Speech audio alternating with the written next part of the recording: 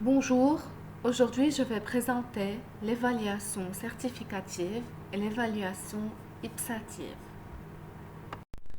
Je vais commencer par l'évaluation certificative. Le mot évaluation vient du verbe évaluer et vient du nom évaluation, alors que certificative vient du verbe certifier et du nom certificat. C'est quoi l'évaluation? L'évaluation, c'est un processus qui dure.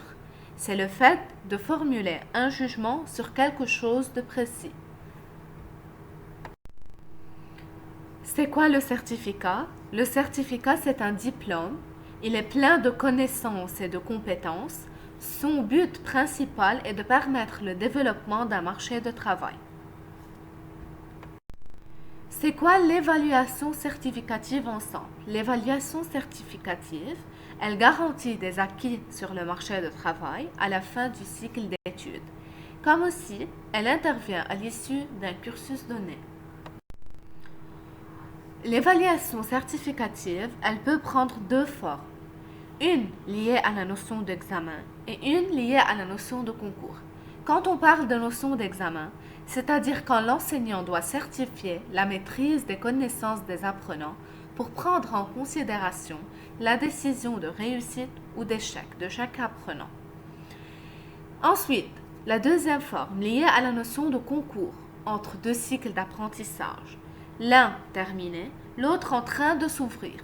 L'enseignant doit sélectionner un certain nombre d'apprenants pour ouvrir une nouvelle filière de forme, par exemple une filière de SV, une filière de SG, une filière de LH. Après l'apprentissage, c'est-à-dire après avoir transmis le savoir grâce à une leçon, il faut vérifier la maîtrise des compétences. On commence par l'évaluation sommative qui dresse le bilan des acquis. Ensuite, on passe par l'évaluation certificative qui valide ce bilan et donne une reconnaissance sociale. Comme aussi, on peut dire que l'évaluation certificative peut être faite par l'enseignant lui-même. On a un arbre de compétences. Il sera une façon imaginée de visualiser l'ensemble des brevets acquis par l'élève. L'art permet de visualiser qui sait quoi dans la classe et de créer un climat d'entraide entre les élèves. Finalement, c'est la même idée que le portfolio, qui reprend les réalisations des élèves accompagnées de commentaires, qui retrace l'histoire de l'apprentissage et qui met en évidence les progrès de l'élève. Je passe ensuite vers la définition de l'évaluation ipsative. C'est quoi ipsative? Ipsatif se dit d'une méthode d'évaluation utilisant comme terme de référence l'individu évalué lui-même.